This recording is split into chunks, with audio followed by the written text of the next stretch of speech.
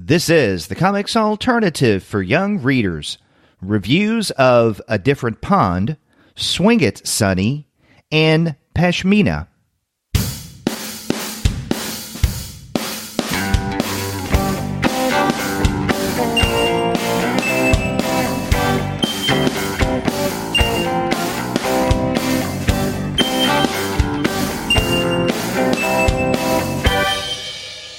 Hello, and welcome to another episode of the Comics Alternative Young Readers Show. I'm Gwen. And I'm Paul, and we're two academics talking about comics.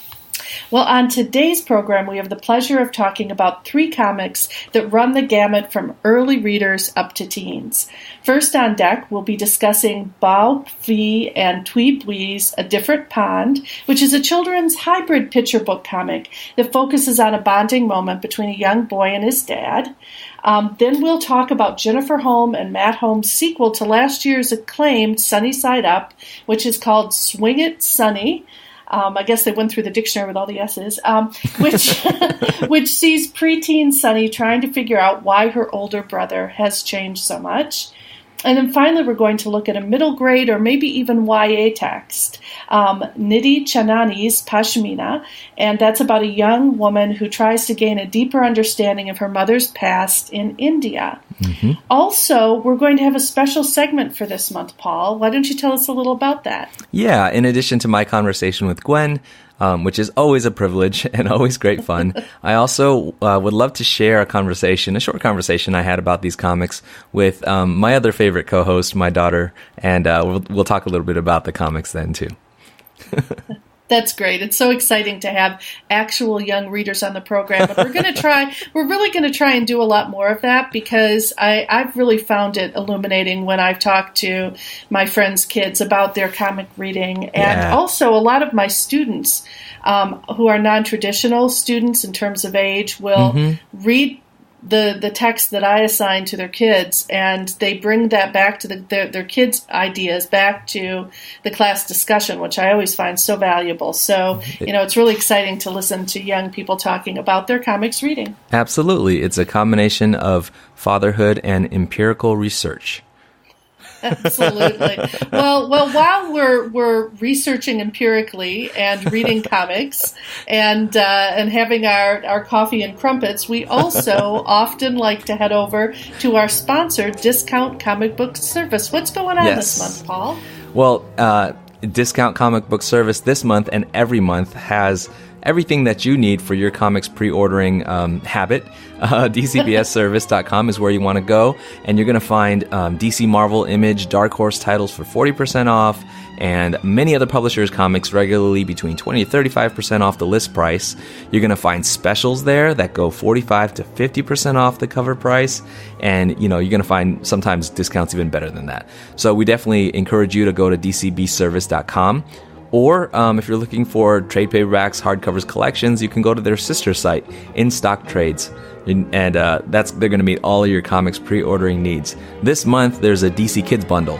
And you're going to find Scooby-Doo, Where Are You, number 86, Scooby-Doo Team Up, number 31, and Teen Titans Go, number 24, all for the low price of $4.47, 50% off the cover price. And in fact, one of our titles from this month is also available for pre-order right now at DCBS. Isn't that right, Gwen? Yeah, that's right. Chanani's Pashmina is only $15.39, which is 30% off the cover price. You can't beat that. You cannot. So folks, head over to Discount Comic Book Service. That's right. Tell them that Paul and Gwen sent you, too.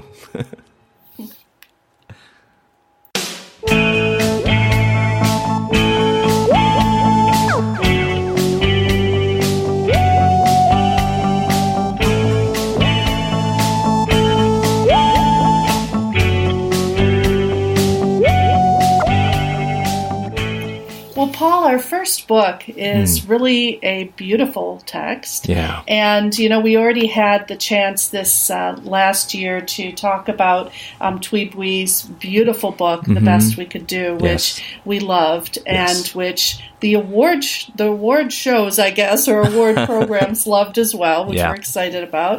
But this is really a book for much, much younger readers. And why don't you tell us a little bit about it? Yeah, Bao Fi is a poet and writer, and he's written this book called A Different Pond, and it's definitely for younger readers. Anywhere I think for readers between the ages of maybe 6 to 8, maybe could go a little bit lower, and probably be relevant to kids even much older than that. But Fi's a poet and writer, as I said, from Minnesota, and the story is basically the tale of a young boy accompanying his father as he goes fishing. And they're clearly from a Vietnamese immigrant family. And it's that experience of waking up early and going out to fish and just kind of the atmosphere of the place that I think Phi's writing and Thi Bui's art does such a good job of capturing and showing. And so there's a lot of reasons why this book really resonated for me, why I feel like it's very powerful, something that is underrepresented in children's bookshelves. And I was delighted to read it. Yeah, the atmosphere in this text is beautifully conveyed through color. And, as you noted, most of the scenes take place in the early morning, right, when the father wakes up his son and they head out to a area pond in order to fish. And the sky is drawn in sort of a deep blue-gray. Yes. And all of the windows are sort of shuttered. It's that time of day when there aren't very many lights on because most people have either gone to bed or aren't up yet. Right. So there's this sort of atmosphere of it being extremely quiet, almost sort of because it's in an urban environment, you know that, probably in about another hour, everything is going to burst to life and there'll be lots of activity. But the main story takes place during that sort of quiet, liminal sort of time before morning, but after night. And it's just a really lovely, I think, evocation of a family's struggles, but that isn't necessarily the main focus of this text. And there's something about that I find really affirming. In other words, this is a family that has obviously some economic struggles. The mom and dad are juggling different jobs. The kids are struggling to get ready for school later on in the text. But there's really the main focus of this is just the way that the father and the son sort of bond and interact at the fishing hole. So I like that there's that sort of focus on the power of love and family in these situations too. So. Absolutely. Yeah. I mean, I think your reaction was mine too. I mean, there was something so beautiful about reading this book. And, I'll come back in a minute to the color and the illustrations and the ways that it takes advantage of some of the tools of comics, and maybe even some of the ways that comics and illustration coloring has evolved that as you pointed out, is just so well done, so deftly done in this book. But to come back to what you were saying about the depiction of family, I love that this book, it reminds me of a poem by Nikki Giovanni called Nikki Rosa, where she describes all these aspects of, where she grew up in Woodlawn in Chicago. And then the closing line is, they'll probably talk about my hard childhood and never understand that all the while I was quite happy. And, that poem, it just kind of evokes that feeling that from an outsider perspective, somebody might look as a sociologist or an anthropologist and point out all the aspects of the different cultural frames of reference or the sort of experiences of working class family life. But when you're a kid, it's the firm hand of your father as he guides you, along a path.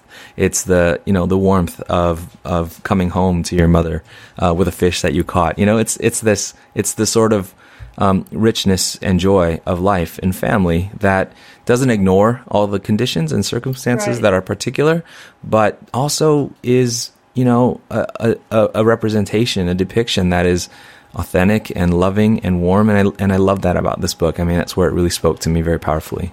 Yeah, as someone who grew up in Flint, Michigan, and then would have to explain that to people, subsequently, I really identify with what you're saying, Paul. There's a joke that my friends have about me, or they had in grad school, which was I was always locking everything. And it's funny because on the one hand, that seems to suggest that there was a reason that we would go to the car and lock the doors, lock the house, lock. But it never occurred to me until they made such a big deal out of it, how I did that. but Right. I just never really, you know what I mean? I mean, of course, Yeah. I saw violence, I saw some gunplay, I saw things like that when I was growing up, but that wasn't what I was thinking about. I was thinking about, a crush I had, or getting my new comic book, or and so I agree. I think this text does such a nice job of that. Yeah. Like there's a way that things appear in mention that gesture towards some of the hardships, like the father alludes to the war and to losing his brother, right. and even as they're out at 4 a.m. or whatever, they pass by what appears to be a homeless person, maybe pushing a shopping cart, and yet none of that is done in sort of an exploitative way of like, look, see at how difficult our upbringing was or whatever. One of the things that I really love about the book is that it's so dialogue filled. There's a lot of renditions, I think, of hardworking immigrant families, particularly Asian fathers, for instance, that kind of underscore their silence or being taciturn. My memory of my father is actually of a lot, and of a lot of Asian fathers is actually there's a lot of affirmations and loving words. And sometimes as immigrant children, we pass over them or we forget them because they weren't in English, But I think that Phi and Bui sort of capture the... that some moments are draped in silence, and others, the parents are very loving and warm, and I just, I think that was another part that really made me kind of choke up as I read the story. Oh, it's true too. I guess we should talk a little bit about the way that comics work in this text, because there are a number of pages where there are no panels, but then I'm looking at a page where there's panels are used to juxtapose on the same page the inside of the house where the boy and his dad are packing up their gear, and then they're standing outside the house, and it's dark outside still. And for a young reader looking at that, the panels sitting next to each other with the father and son in the foreground of both sort of underscores the passage of time, right? Which is what we want early comic readers to start picking up, and the atmosphere again of sort of the warmth inside, and it's sort of cold and dark outside, but without really text focusing on that, but just through the imagery, that change or shift is indicated. I love that page, the left panel, as you were saying, warmed by this dim naked light bulb, right? And then the blue pre-dawn day that's on the right hand side. And I hadn't thought about that really as marking a time shift that young readers are learning to grasp what how a moment-to-moment panel might work, or rather a moment-to-a-different moment panel might work. Another place that I thought that kind of interesting use played out was when there's a page where he's showing that this time, it's just me and my dad, but there's a couple of panels on that page that mention the Hmong man that's sometimes there at the pond, and the black man there who's sometimes there. And so it's sort of like sometimes this space is populated by others who wear a smile and give me high fives. And so it's sort of like the panels represent this alternative of what the space is like sometimes, but the sort of bleed or the full page picture. It represents the sort of solitude of this special day that he's having with his father. One of the other nice aspects to this text, I think especially for parents who might be sharing this with a child or a child reading it on their own, is in the back there is a note from the author. And, Bao Phi talks about, shows that there's a picture of Bao and his father, and talks about growing up in Minneapolis and the stories that his parents shared with him as he was growing up that had stuck with him. And so it lends a feeling of history and family to the text, which would make it, I think, a really nice selection in a classroom, too, for those of our listeners who are teachers. I think this would be a wonderful text to begin to share sort of Vietnamese American history and culture with a young reader or with young readers in the classroom. I actually used picture books quite often when I was teaching English as a second language, or as we more commonly call it now, English language development, with newcomer immigrants. And often it was picture books, and it was the ones that were like this, really mature, really subtle. And I'd be doing it with teenagers who their English was still emerging. And it was sometimes really rich ones like this that would be really powerful for them in facilitating their own communication, expression, and language study. I would love to do this book with some of those students. We do have many students that come from Vietnam and other parts of Southeast Asia, and how hard it was and how rare it was to find a book that was not only, this particular to those experiences, but also just this beautiful and rich. And I'm so glad this is out there for that. Absolutely.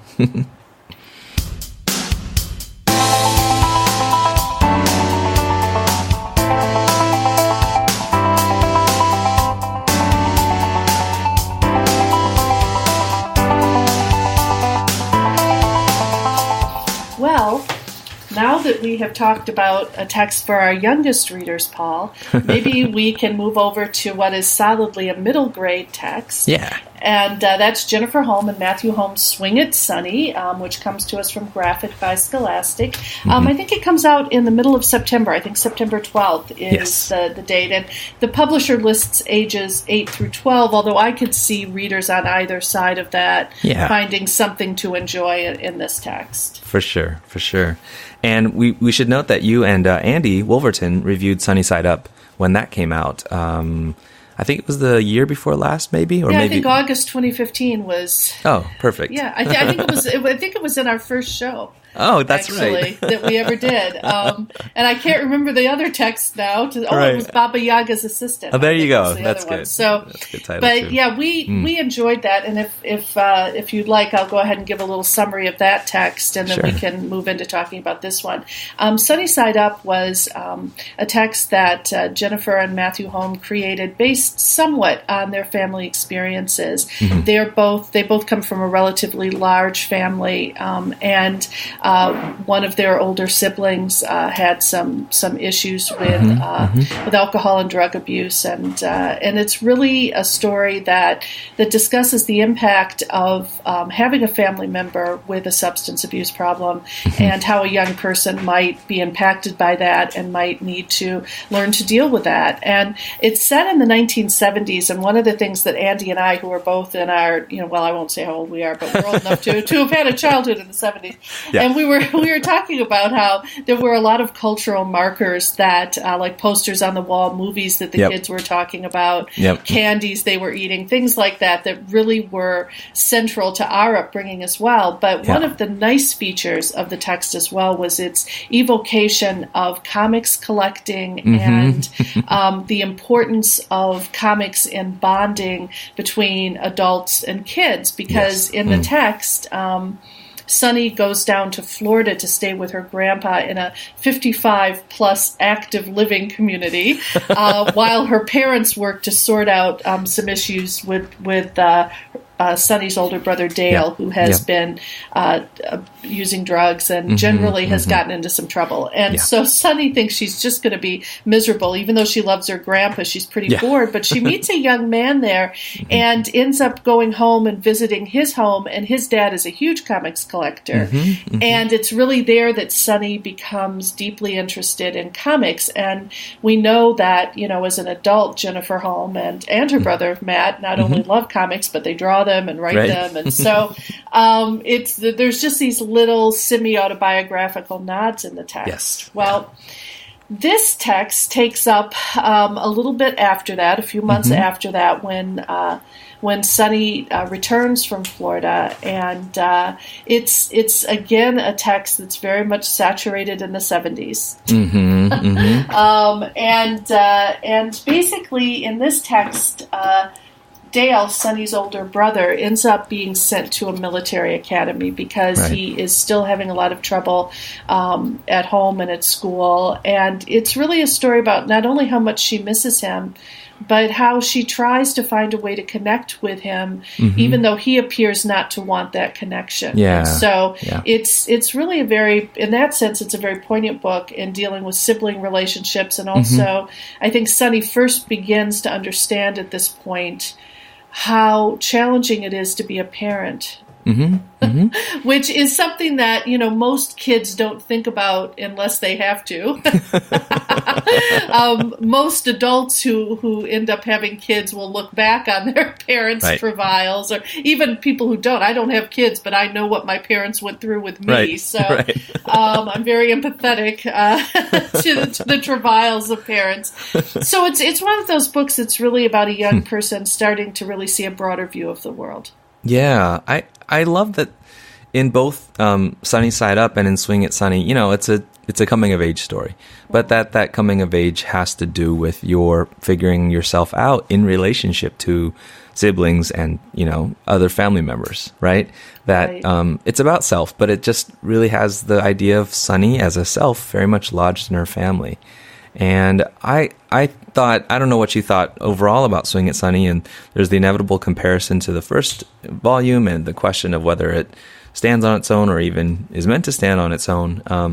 But I loved Swing It. I mean, I was like happily ready for round two, really glad to be in the world again, glad to be with Sunny again, interested in the ways that they swapped out certain things, for instance, in Sunny Side Up, those cultural artifacts that become meaningful for her were comic books. And Swing It Sunny, instead we have the sitcoms of the era, or the television shows and sitcoms of the era, your Dallases and things like that. And I just thought it was a great, second go round. I also really loved that the pivotal hinge, the emotional and the thematic hinge is again the absence and longing for a sibling. It was just so poignantly done, and I felt like I could relate to that so much. Yeah, it's interesting because when I first read this, I find myself reading this series as sort of someone who lived through the 1970s as a child, and responding so much to the way that these cultural artifacts keep appearing. Like, for instance, there's pet rocks. Right. If you are my age, you know all about. I mean, if you're listening to this and you don't know what a pet rock is, let me explain that. Back in the 1970s, there was this interesting trend where people bought rocks, okay, and I'm not talking about anything special. This was just a rock, and it had been polished. Sometimes they had eyes on them, right? So that little googly eyes, so that they looked like they were, stuffed animals or whatever. And they would come in a box, and you gave them to people as a gift. And honestly, I'm not even sure what it meant. I always associate pet rocks with mood rings. That's funny. That is which of were an era. Yep. These rings that you would wear, and your body heat would heat them up to a certain color, and so the idea was your mood was supposed to be whatever color that was. Right. And on the one hand, I really enjoy reading this, although sometimes I feel like these are just being placed in for the effect of mentioning something from the 70s. Other times things are integrated a little bit better. So I would argue that some of the TV show references actually do have a lot of relevance to the plot. Yes.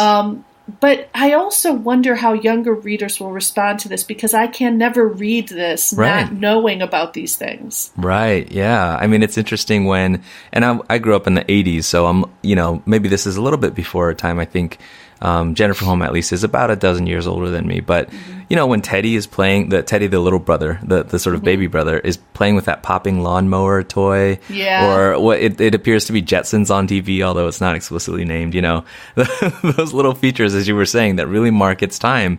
On one hand, it's a nostalgia trip for our generation who, we've all grown up and made our pop culture all a bunch of nostalgia trips. But I do think that it's weird for us to experience our childhoods, our youths, becoming nostalgia, becoming a glimpse in the past, And then, what's interesting is watching my daughter read, and, some of those things that she misses the significance of that we pick up, nonetheless are just part of this big tapestry of like, oh, this is what the world was like. You picked up phones that had, these windy cables attached to them, and I guess I feel a certain sense of like a little bit of pride at these sort of like commercial pop culture artifacts that just sort of place her in that world and in that time. And I think there's a way that those objects are there. What my daughter connects to is still the, sense of like loss or what's missing between family members. All of the sort of heart thematic things she can pick up on.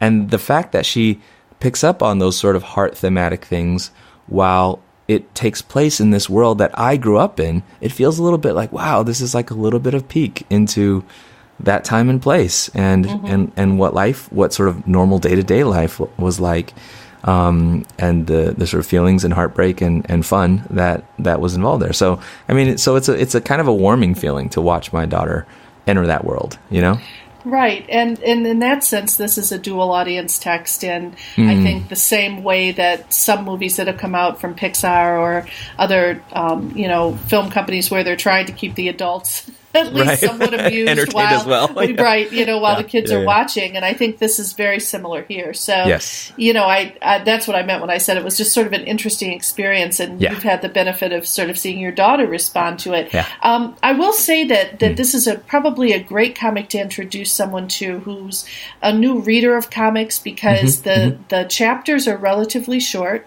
Right. And the way that the panels are placed, figural placement, all of that is set up very well so that a beginning reader of comics would breeze right through, I think. And I guess if I were going to compare it to an already existing and very popular series, I might look at the work of sort of Raina Telgemeier. There's a lot of similarity there in terms of the way that the texts are drawn and the way that the story comes together in a series of short sort of chapters and events. So yeah. I was thinking about that a little bit. Like, who would I compare Matthew Holm as a cartoonist to? And there's something about his style that reminds me a little bit of your Jarrett Krasowska and Dav Pilkey and Jeff Kinney. Oh, yeah. I see that sort of sketchy style is kind of a sketchy notebook style of drawing. But I also think that, their ability to capture all those little bits of furniture and what the cars look like and, in this time period and stuff, it's a little more studied. And so I feel like there's an intentional aspect to that, that very sketchy, loose style that, makes it feel very accessible. I mean, when I see the way Sunny is drawn, it's she's drawn very consistently and very distinctly, as are all the characters, and you might sort of mistake it for simple, but actually there's a lot of I think a lot of ability for that style to convey a kind of domestic, honesty, humor, sometimes a zen-like serenity, sometimes like goofiness, that reminds me a little bit of Bill Emmons' Foxtrot or Patrick McDonald's Mutts as comic strip styles, Or even For Better or Worse, I see a little bit of that there too. Yeah. It's interesting you say that, because I had actually flipped to a page. One of the themes of this text is that Sunny learns to do something that's different, that sets her apart a little bit, and it's an athletic skill. And there's one scene in the text where Sunny is looking in a trophy case, and then the panel shifts to a particular trophy. Actually, that's drawn with incredible accuracy and realism. And it's almost juxtaposed to the more sort of soft, fluid line style of the other panels. And it really centers the reader in to focus on Sunny's apprehension of that particular trophy and what, the fact that she might want one of those two, et cetera. And so you're right, there's sort of that really comfortable sort of lived in style, and then you'll have these moments of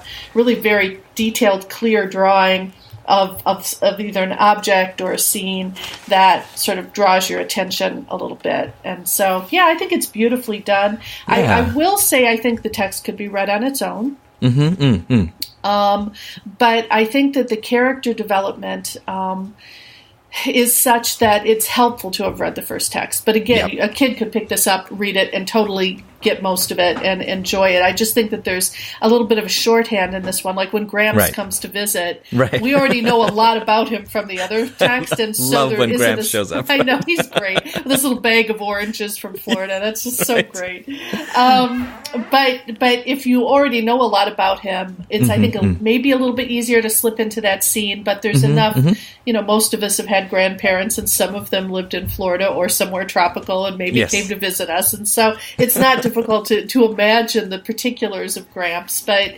I was really happy when he showed up. I adored him. Yeah, likewise. I think another moment I thought was really fun was when they she and her best friend, who shows up a lot in this as a fellow TV watcher, they're sitting in the kitchen eating, looks like microwave popcorn, and she said, her friend says, "Where's your family?" And she says, "Oh, they're shopping for a new bed for Teddy. He jumped out of his crib the other night." And then there's a moment, a silent panel, and then her friend says, "Dress up." And then they have a fun round of playing dress up, which is a really just kind of a typical, we all did that when we were that age as kids. But it leads to this moment of spotting a necklace, which is, I won't give away the significance of that, but it winds up being really significant for kind of the central conflict of the story as it plays out. And so that kind of capturing day-to-day life next to this very dramatic, emotional stuff that's part of the story, it's just really fun. And I think that reminded me of the tone of Grandpa in Sunny Side Up, how Grandpa was there for a lot of levity and yet was really kind of like the gravity that you just needed at a certain point, Yeah, and I will also say that there's some resolution in this text with Dale, the older brother, but it's not unrealistic or sappy. Yeah. And I really appreciated that, because I think it respects the audience and the reader. Not everything in life is tied up perfectly and we move on. There's little plateaus and little valleys and peaks, and I think that this text doesn't give you the sense that everything has been resolved at the end. But on the other hand, it does show that one's relationship with a sibling can shift and have high points and low points, and I thought that was really realistic. Yeah, I agree. I do love that about that quality about the book, and that overall sense that, things are imperfect, remain imperfect. You cherish these little resolutions that happen, and yet sometimes, you just sort of learn to live on and to grow and to keep loving. Yeah. I love this book. I guess the one thing that I would say, and we haven't seen the sort of final. We got to see an early proof, and thank you for Scholastic and Graphix for the chance to see it. Is that Lark Pien, who does the coloring of this book and also colored some of Jean Luen Yang's books, did a really great job, and I wish that that was credited on the cover. I know Braden Lamb as well, who's colored a lot of Raina's books. Does get credited, of course, but I feel like the color is so important to these books for establishing that atmosphere and tone that I just feel like that really good work. I wish it was sort of more than just on the title page. Yeah, exactly, I agree. Exactly. I love her work so much. Yes. So we never want to. We always want to talk about the colorists because we know how important they are. So absolutely.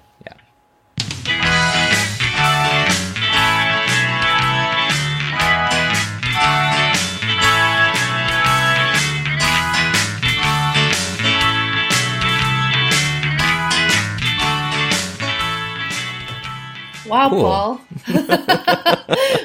2 down, 1 to go. And we have our last text, which is listed as a young adult text, age levels 10 to 14, but I could see teens of any age really enjoying this text, and it's Nidhi Chanani's Pashmina.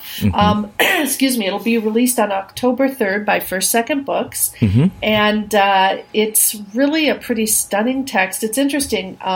Prior to doing the podcast, I was doing a little bit of reading on reviews, and since the book is we're still in an advanced copy stage here with it, there haven't been that many reviews, but a number of reviewers are saying that this is the first graphic novel about an Indian American girl, and I actually say au contraire. It is not, actually. Set us straight. Yes, I will. In 2012, Keshni Kashyap and Mary Araki released a book called Tina's Mouth, an existential comic diary, which focuses on the experience of 3 siblings, 15-year-old Tina, her sister Anjali, especially, and her brother Raul. And Tina tries to fit in at Yarborough Academy while her siblings who are older try to break away from their parents and older relatives' attitudes regarding marriage and careers. So you really see sort of 3 children of immigrant parents who are in the LA area. And Tina attends a very she private school and is given the assignment of keeping a year-long diary. And the diary is set out for readers as a comic. And this book was really interesting to me because in terms of point of view, right. I ended up corresponding with the author because it wasn't clear to me whether Tina was the author of the comic that ensues, this existential comic diary that she writes for school. And it turns out that the author and the artist hadn't really seen it that way. And so this ended up and will end up in an article I've written and a book I've written as being really interesting ideas in terms of point of view, but it's also a really interesting text about the children of immigrant parents, and in this case specifically about young girls who are asked to live up to their parents' ideals about appropriate behavior. And one of the things that is really interesting in this text is it sort of focuses on the "it takes a village" adage, because one of Tina's mom's best friends, who's sort of this world-wise, world-weary woman in her late 50s, early 60s, who's seen it all and done it all, comes to visit Tina's family and kind of helps Tina develop a more mature understanding of herself, her friends, and her parents. And so this was really a beautiful and exciting book. So I want to recommend it. This is just sort of a side rec to our listeners. Not to take anything away from Chanani's Pashmina, which is wonderful, but I did want to say there is a text that was out there and came out in 2012. Actually, highly recommend it. So thank you for recommending Tina's Mouth, because I think I had maybe heard of it, but I hadn't read it. So I'm definitely going to chase it down, and it would be interesting to consider its sort of portrayal of immigrant Indian family in comparison and contrast to Pashmina, to what we find here. But I'm glad that you highlighted that for us. Yeah, and especially I think because there's a class difference. Tina's from an upper class family, and I think it's probably a semi-autobiographical text. Kashia probably is reflecting a little bit on her own experience growing up in LA. But Nidhi Chanani is really an amazing person, and I know you know a lot about her. You've followed her for a while because she's a Bay Area person. So that's right. Yeah. Why don't you tell us a little bit about her, and maybe we can get into the text.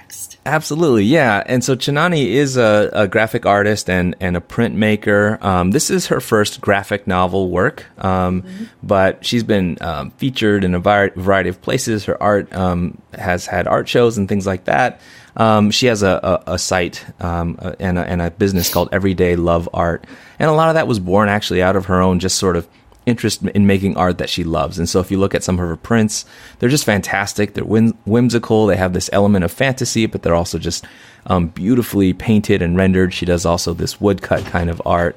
And some of her work has been honored in some really high places. I'm actually trying to find the reference right now, but just a fantastic artist. Also, worth mentioning that those prints and works of art also represent, diverse, families and relationships, people that come from different walks of life, and sort of her art is able to capture the magic of a lot of that everyday life, which I think capturing magic in everyday life is something that Pashmina is also going for, as much as it is also confronting some of the challenges of adolescence and growing up as a young woman with a single mother, which is the situation of Priyanka, our protagonist here.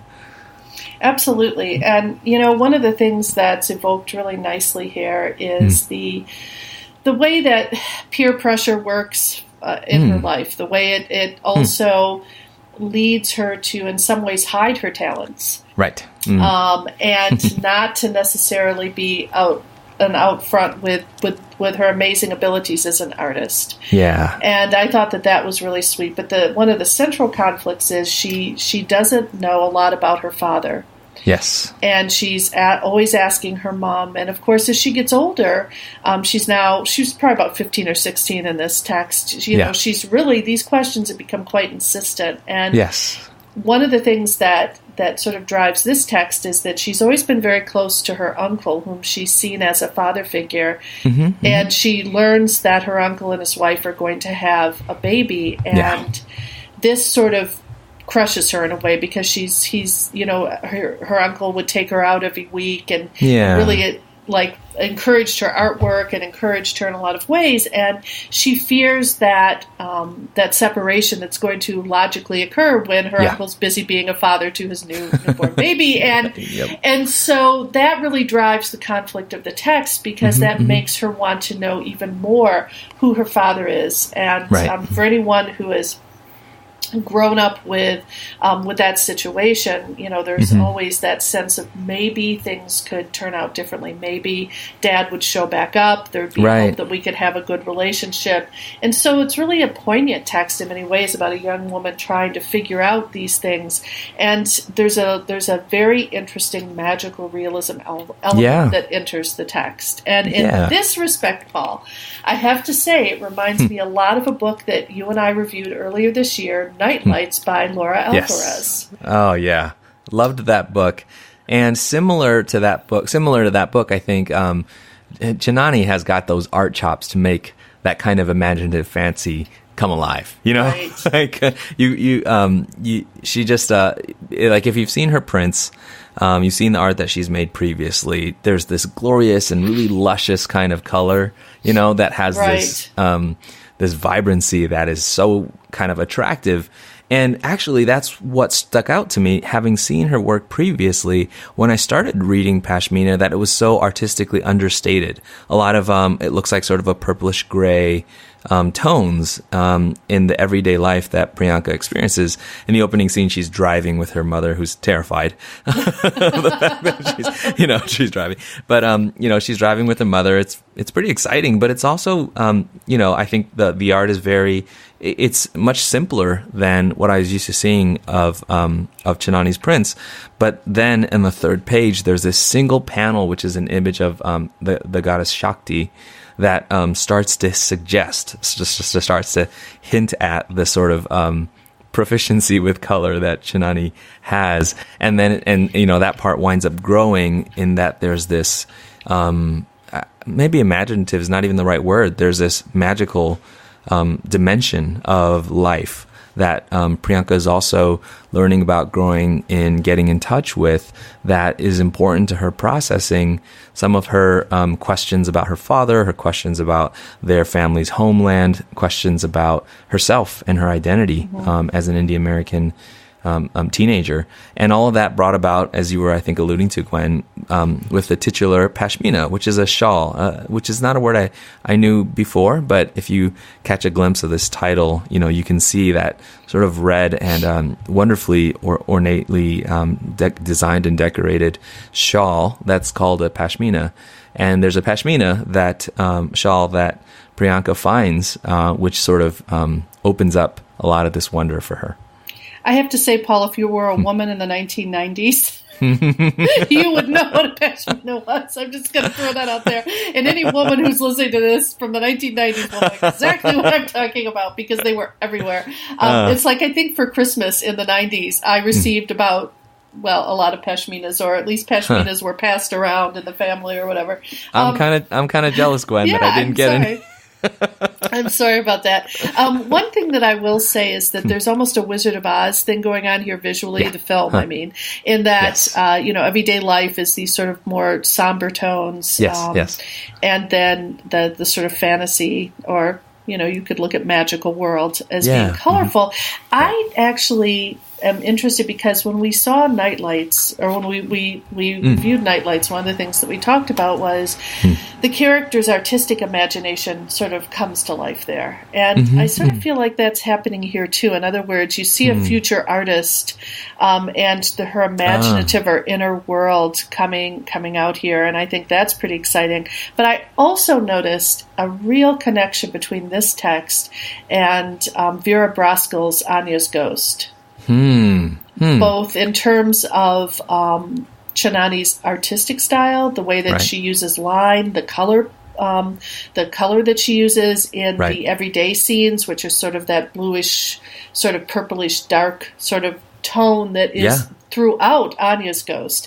And, Anya herself is an immigrant from Russia. She's being raised by a single parent, and she has a lot of feelings about body image and about her place in the world. And she has a supernatural experience that's not that different than this one. And so we don't want to give too much away, but I'll just say that I really like how Chanani is picking up on, I think, maybe intentionally in some ways, unintentionally in other ways, a lot of important tropes in children's comics or young adult comics, and but this text has its own feel too, and its own specificity. I don't want to suggest that it doesn't. It's a very original and interesting storyline, and but I want to be really careful because I don't want to give too much away. Because part of the joy of reading this comic is seeing how these scenarios play out. That's right. There's some mystery, right?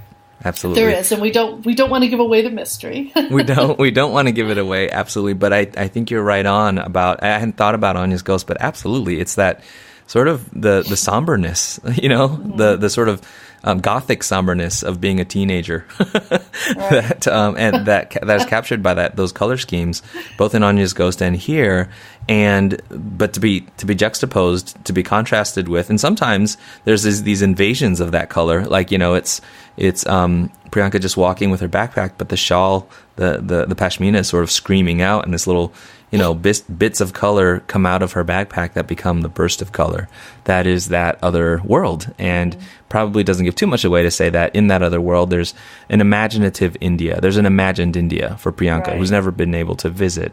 And there's a Mayur the bird, and I think Kanta is the name of the elephant, who's, and there's some interesting things happening in that whole imaginative India. I keep saying imagine. We're trying to find the word, whether it's imaginative or magical. I realize that maybe also the connection to Shakti, maybe it's actually a spiritual world. It's maybe like a spiritual sense of her connection to a homeland that, seems and is quite distant, and becomes her sort of, the thing that she wonders about, that's connected to so many mysteries of her selfhood and her family. Again, without giving too much away, I think that just is really well done. It does make me think. I wondered the same thing here, which is that that you mentioned before, which is that, are we now, what makes this book different? I guess there's a fear for me about it becoming kind of formulaic, this coming of age story with a kid who's, something of an outsider, dealing with self and identity. But I think you're right that there's so much that's distinct, both about Priyanka's specific story and the storytelling and the sort of tools of storytelling that Chanani employs here, that there is something special and unique going on in the story, and something really refreshing, I think. Yeah, I would say that what's interesting to me about all of the texts that we've talked about today is that in one form or another, there's a desire for connection with family. Yes. And in at least two of these stories, part of the way that a young person comes to understand themselves is through stories about places they themselves haven't been able to visit, but their parents came from. And that sort of desire for an understanding of the past. Right. Yeah. When that referent isn't there in front of you, I think is really a very poignant theme, and one that I think will probably make a lot of sense to many readers who share those background experiences. Yeah, absolutely. And I think that, Gwen, you were touching on that a lot when we were talking about different Pond. I mean, I talk often about the ways I connect with some of these texts as an immigrant myself, but I think anyone who lives in multiple frames of reference, multiple cultures, even if it's an adjustment of class or location or whatever, can have that sense of what it's like to have a kind of longing for a different place, and to experience that both as a sense of loss and something that you can somehow carry along with you. Yeah. I also noticed that both Pashmina and Swing It Sunny are really about a literal loss of a person. There's an empty chair often in Swing It Sunny that represents where Dale should be, and in Priyanka's life, the absence of her father, and even the absence of stories about her father, is this thing that keeps her kind of questing, and I think that attribute of figuring yourself out as a young person, that loss of somebody that you feel like should be there, is such a universal and common experience for us. Mm-hmm. It really is, and I think that's such a great way of putting it. This book, in many ways, spoke to me. It's funny because I know all about my mother's family. I know very little about my dad's, and Ancestry.com has started to put out a lot of data now. So if you don't know, like for instance, I was able to see a house where my father lived as a kid. I was able to see a business where my grandpa worked in the early part of the 20th century, because it's really weird. I didn't know this, by the way, that just as an aside, that there were these draft cards that men over a certain age had to fill out during World War II. They weren't necessarily going to be drafted, but just in case, and they've published those on Ancestry now. And through that one piece of paper, I was able to locate where my father lived as a kid for a certain period of time, where my grandfather worked. And then now they've started to print patents. And my grandfather took out a patent in 1928 for a cigar that he called Tars. And given that our last name is Tarbox, I thought that was pretty funny. By the way, it didn't work out, or else I'd probably inherited a fortune from Tars cigars or whatever. But it's just funny when you said that, because I'm sort of, my dad passed a long time ago, and I'm trying to sort of build. He never really talked about his past that much, and so I'm trying to build that up. So even though it's a different context, I think you are right. I think most of us have some mystery in our life about our past, and I don't think we ever outgrow that desire to be connected to people we may never have met, or places we have never been, but we know that our ancestors or maybe even our immediate family members have been there. So I really loved all of these books, but I especially think that this theme about absence, and even the absence of the uncle in A Different Pond is very poignant. So you sort of have that ghostly presence, if you will. So it was really, these were really great books. I really enjoyed them.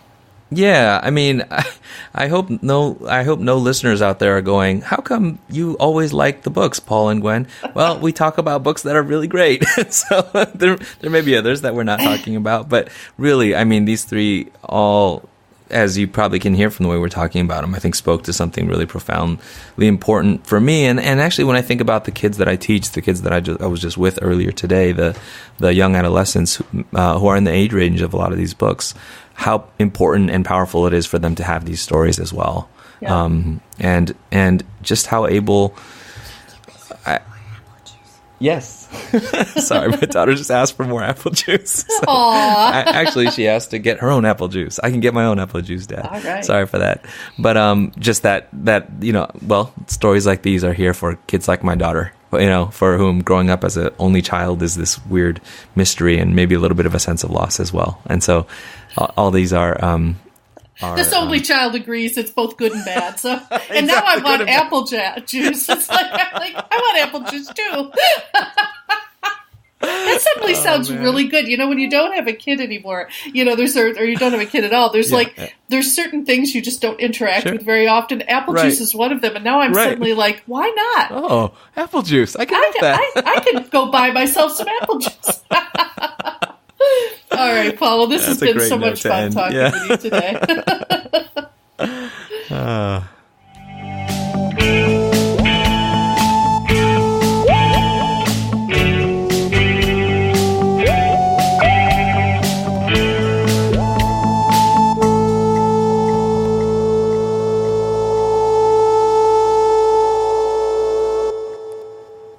Well, now that we've had a chance to talk about these wonderful comics, I would love to hear what a young reader thinks about them. And we have a young reader who has come forward to talk about comics in general. And Paul, why don't you tell us a little bit about that? Absolutely. This is my daughter. She's 6 years old. I keep her name out of the podcast just so that she has the sort of rights to her own name in the future. But she definitely volunteers to do this. She likes doing this. And so not under compunction from her father. She's glad to give her thoughts about these books. And so we'll have this, happy to feature this little discussion with my daughter, a young reader, about our books today. I can't wait to hear it. All right, here we go. All right, I'm here with my my buddy, my co-reader. How you doing? Say hi. Hello. Good, nice and loud. You remember how to work the mic, huh? Yep. Yep. So what are we here to talk about first? First we're gonna start talking about Swing It, Sunny. A sequel to Sunny Side Up. In case you don't know, Daddy. Right. Well, we read Sunny Side Up when it came out last year, and you liked it a lot, right? Yep. Do you want to summarize some of your feelings about Sunny Side Up, or what it meant to you? It was nice. It was sweet, because both of the books are about how, nothing's the same without Dale anymore. For Sunny, our main character, right? About her brother. Yeah. And so you thought that Sunny Side Up was really sweet, and there were some moments in it that you really liked. Really funny, huh? Yeah. But we're not talking about Sunny Side Up today. We're talking about Swing It, Sunny. So I guess overall, did you like this second book, this sequel? Yeah, it was really good and really sweet. Yeah. And funny and cute. Yeah, and as far as sequels go, it's pretty darn good, huh? Yeah. What was it that you liked about it? 'Cause, it's nice. I have a lot of favorite parts. I can't just choose one because it's so good. Well, let's talk about some of your favorite parts. We should probably give a spoiler alert. We might give away a little bit of what happens by talking about some of your favorite parts, huh? Yeah. Yeah. But I guess this is one of the ones you just turned to it. Tell us about this part.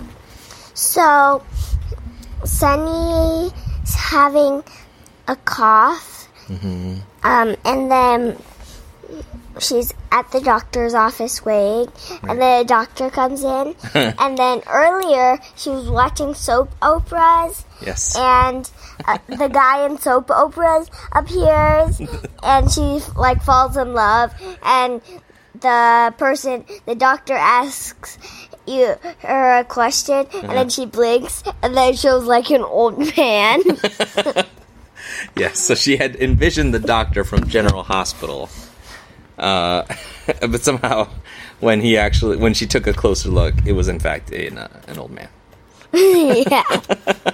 That was pretty funny. I like that. I like the sense of humor in this book. Makes you laugh, huh? Yeah. And then,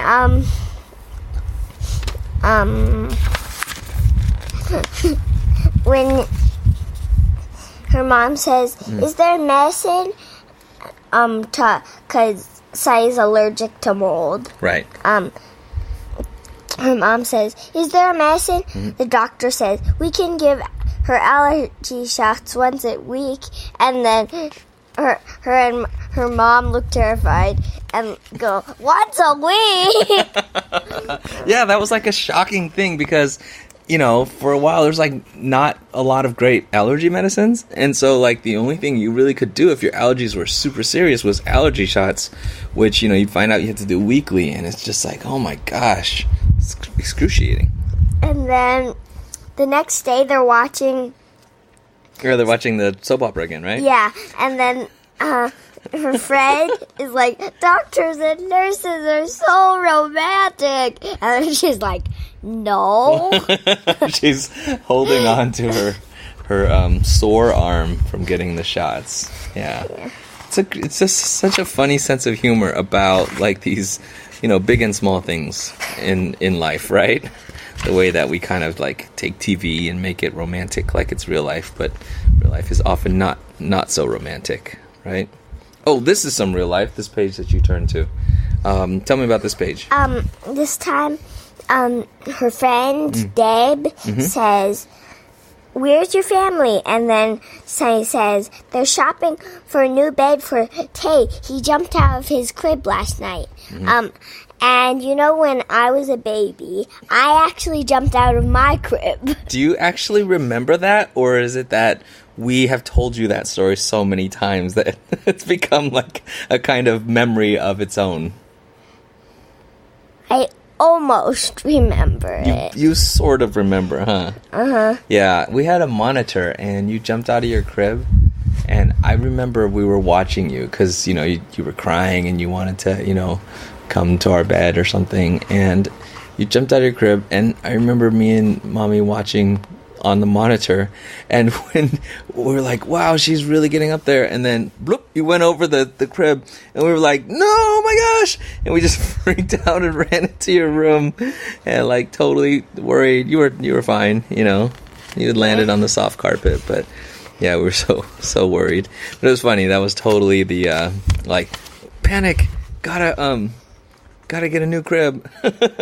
Gotta get a higher crib. But, it's funny because they're, so what's her brother's name is in this book? Do you remember the little brother's name, Sunny's little brother? Teddy. Teddy, that's right. Yeah. I think it's an interesting relationship that Sunny starts developing with Teddy. Are there some Teddy moments that you remember? Oh, one of them was when he was lying. He pushed off all the books on a shelf of a bookshelf, and he lied down sideways on it and said to Sunny, "Sammy." Sammy. He calls her Sammy. I remember the moment when, you know, Dale is often represented by like an empty spot, right?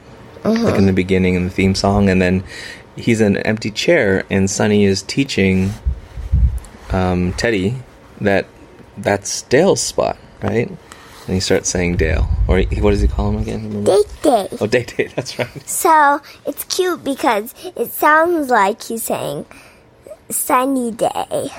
Oh yeah, because he says sunny day, right? Yeah.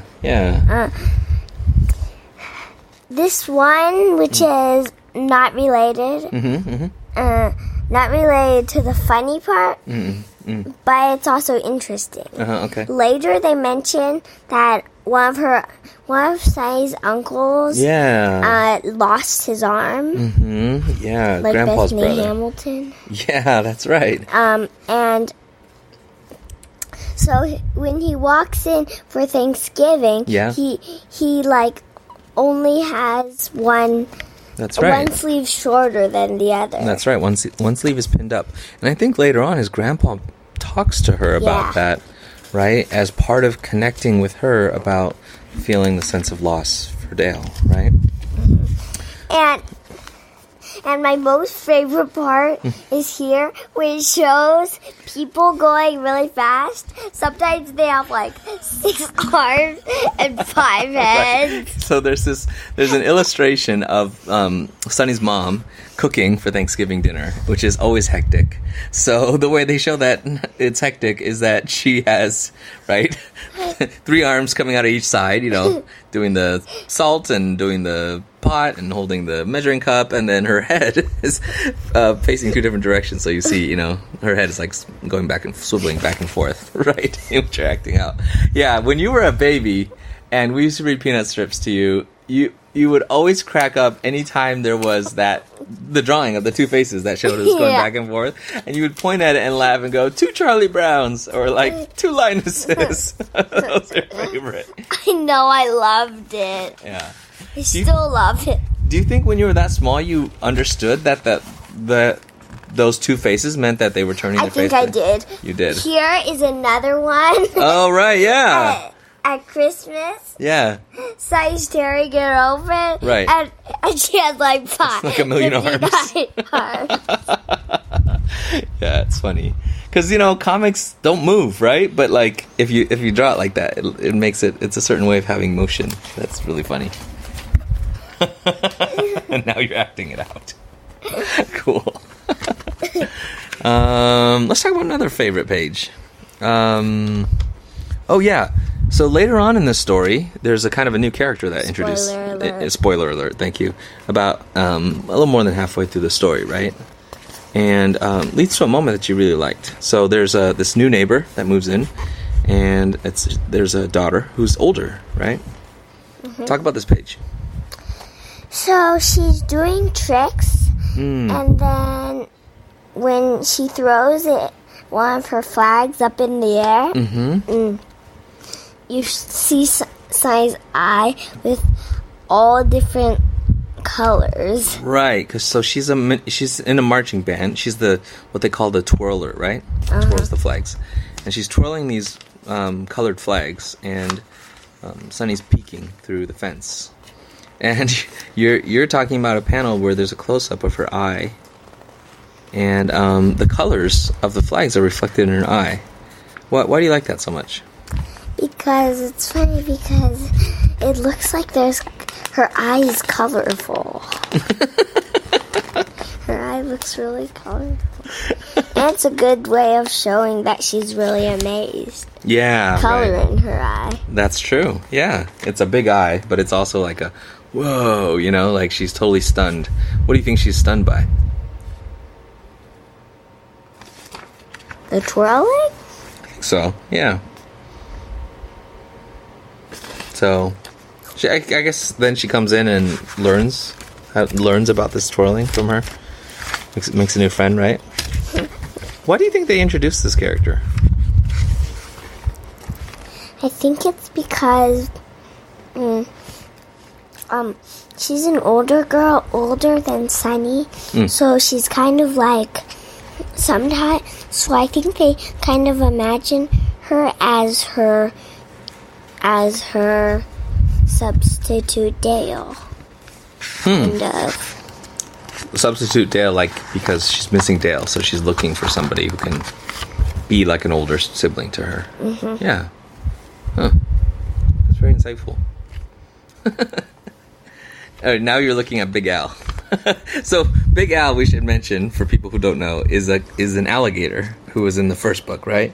And we're reminded of him at the beginning of the book because Sunny's talking on the phone with Grandpa, and she asks, how's Big Al? And then Grandpa says, oh, he passed away. We had a service for him. And she imagines a funeral service with a bunch of alligators attending. And then he goes, oh, Big Al, the alligator. I thought you were talking about another Al. My neighbor. Right. Right. But this part, later in the book, you're talking about, right?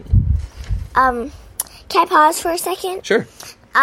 So let's go back to Sunny Side Up. Yes. And tell one of my most favorite parts in Sunny Side Up. All right.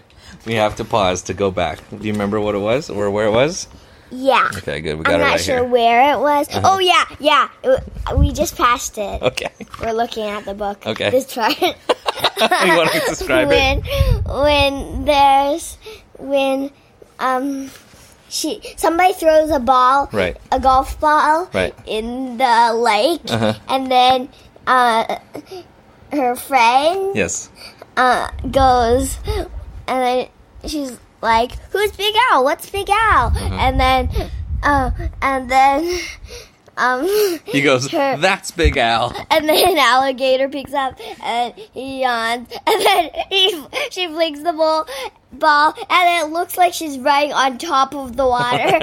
Zip! And then she goes, gas, pant, wheeze, and then her friend goes, so where's the ball?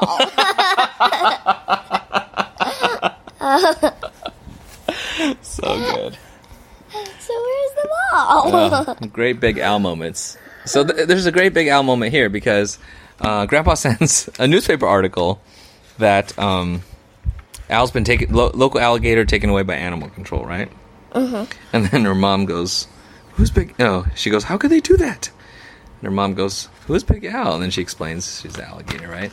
Mm-hmm. And then she says, "How how could they take him away? And then her mom says, because he's an alligator?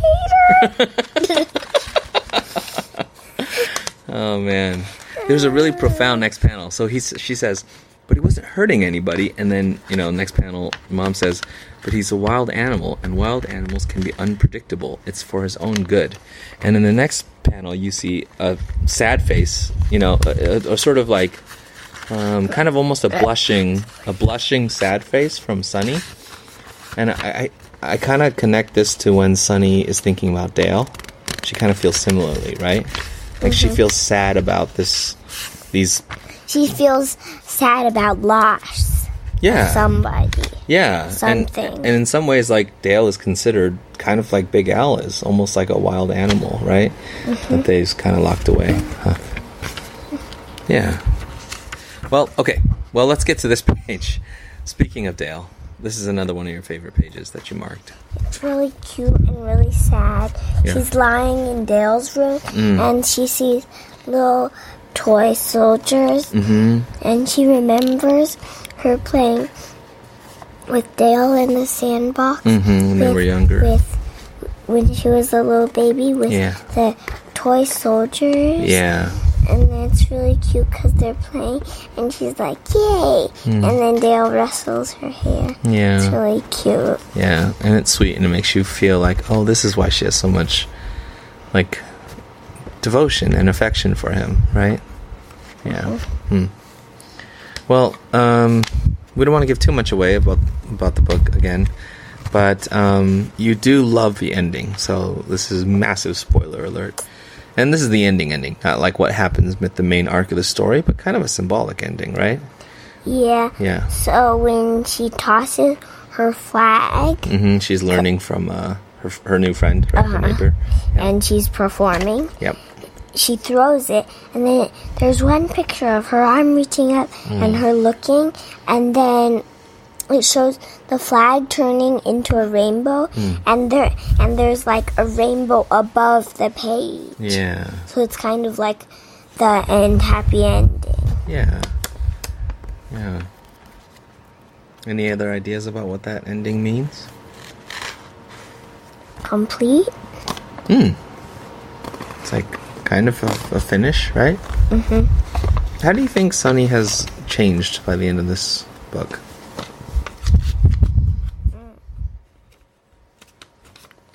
Maybe a bit more patient.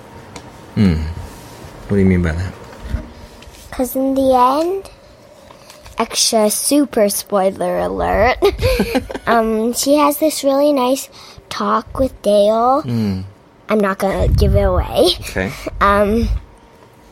And then it's really sweet because I think she kind of learns that things will come back no matter what. You just have to wait some time. So that kind of connects to your idea about completeness, right? Yeah. Yeah. All right. So what do you think? Thumbs up or thumbs down for Swing It, Sunny? Thumbs up. Thumbs up. All right. Okay. All right, so we're back, and this time we're talking about Pashmina by Nidhi Chanani from First Second, a beautiful book that you and I really enjoyed when we read it together a few weeks ago, right? Yeah. Just to say something, Dad? Yeah. As a side comment? Yes. I really like the front cover where her hair is, like, sticking up to the pashmina. Yeah. What? It's like the pashmina is, like, I don't know. Static. Static cling. I was more thinking that it was whisking her away imaginatively to another world, but maybe it's also just charged electrons. It is a beautiful cover, huh? Yeah. So, what do you think about the book? It was good. Yeah. I loved it. Yeah, the colors are very vibrant and pretty, and somehow magical when they're there. Right. So that was one of the things you noticed about the book right away, right? That there are colorful parts that do have that vibrant feeling. That's a great word, by the way. And other parts, why do you think the cartoonist Nidhi Chanani made it that way, where there's these colorful parts and these non-color, right? How would you describe it, and why do you think there's that difference? I think because life sometimes seems like regular life, but if you allow your imagination, it's kind of like cool and colorful. Yeah. Because this and somehow she made it look like so that the colors kind of look magical. Yeah, there's maybe something about some of the color choices and the way it shows the place that Priyanka's imagining, and it does have a sort of a magical feel about it, right? Mm-hmm. Yeah. Well, there's a few favorite parts of this book that you said you wanted to talk about, right? Yeah. Mm-hmm. I think I really like the part where the suitcase falls and she says, the suitcase fell again, and then she carries it and you see the Pashmina sticking out of the suitcase. Not the Priyanka sticking out of the suitcase. Like a little corner of the Pashmina, right? Uh-huh. And this is near the beginning, so it's a little bit of the introduction to the mystery, right? Yeah. Of what this Pashmina kind of does for Priyanka. Yeah? Yeah? Yeah. Yeah. That reminds me that a lot of the stories is kind of about Priyanka's family calling out to her some idea of who she is or what her family background is, calling out to her, right? And there's also on the side of the Priyanka mystery, the mystery of who was her father. Right. And why doesn't her mother want to talk about her, right? Mm-hmm. I mean, talk about him. Sorry. Yeah. I feel like that's kind of interesting because then it becomes for Priyanka a bit of a search for her family, but also a bit of a search for who she is, right? Mm-hmm. And when she finds out that her aunties and her uncle's having a baby, she's sad. Yeah. And I'm not sure, maybe a bit scared or something. Did you pick up on why she's sad about that? Because her uncle kind of treated her like her own kid, his own kid. Right. So now that they have their own kid, right. Yeah, like this panel, she's like stays like, can't sleep, just kind of nervous about the change in her relationships, huh? Yeah. And she turns the light on, puts on her glasses, and then looks at this picture with her and her uncle. Yeah. I mean, it's definitely sad. I like that. I mean, this is weird. I like that there's this sad part. I guess I just mean that I guess it's very true to life that sometimes, relationships change, and that could mean a little bit of losing what you once had, but in a way, part of what pushes Priyanka, I almost said Pashmina, it's part of what pushes Priyanka to find the answers to the questions she's always had about herself and her family and stuff, right? So in some ways it works out for good in the long run, I think. Did you learn some things about Priyanka and Indian culture from this book? Sort of. You do have some friends who are Indian American, right? I have a question. Yes. I saw this before. Right. And there's what it looks like. The Pashmina.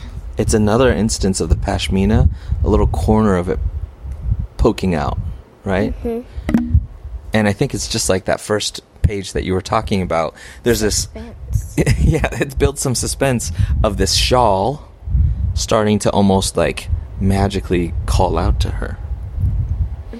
And that way I think it's a kind of symbol. What do you think it represents? What's calling out to her? I'm not sure. This is one of those dad's an English teacher questions.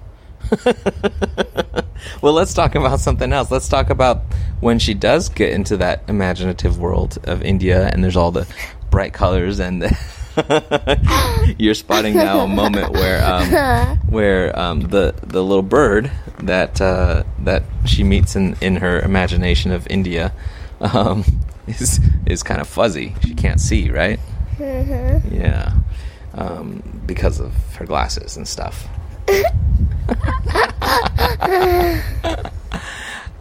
So you like those parts. It's funny. Cute. Their interactions. Cute stuff. What's happening on this page that we're looking at? She's getting dressed into being dressed into pretty Indian clothes. Yeah. And like her hair magically turns. Yeah. Like, yeah. She says, "I feel so Indian. How do you walk in this thing?" And she looks in the mirror and she says, "Hey, cute stuff."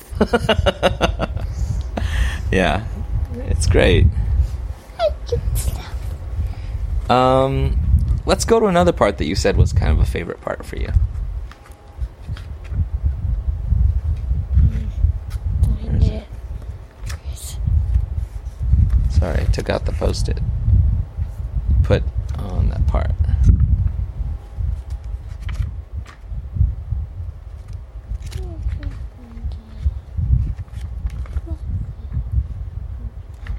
All right, right here. It's here, right? Yeah. So she puts on the Pashmina. I almost said she put on the Priyanka. Why don't you set the scene for us? Where are we? In India. Mm-hmm. She left to go to India because she thought she would see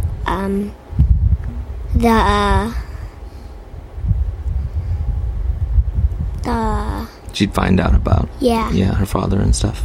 Mm-hmm. Right. And then while she's there, she puts on the shawl and it kind of stops working because she kind of doesn't go to the magical world right that she used to imagine. Right. Why did you like this part? Why'd you pick out this page? Because it's kind of like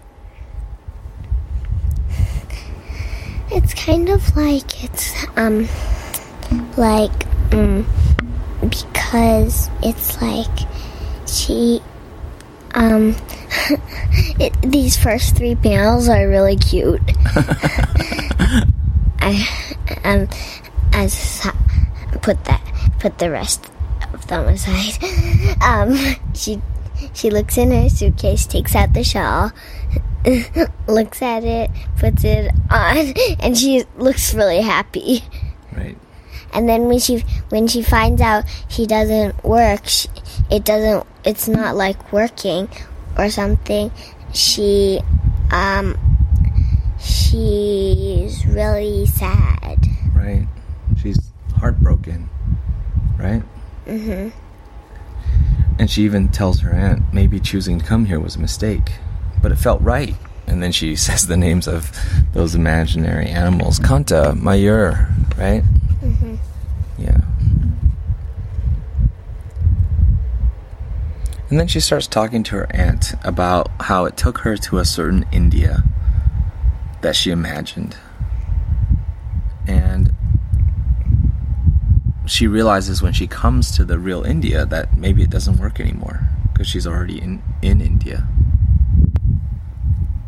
Mm-hmm.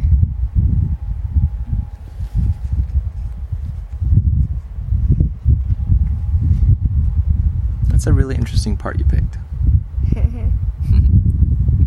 Well, we don't want to give too much away. Yeah. But I think this book is just so interesting. Priyanka seems very relatable, especially for me, that she wants to be a cartoonist. Mm-hmm. She is a cartoonist, and maybe doesn't feel like she totally fits in. Yeah. And she's also trying to figure out herself a lot, and that has a lot to do with her heritage and her country, right? Her family's country. I can relate. I can relate to that a lot. Yeah.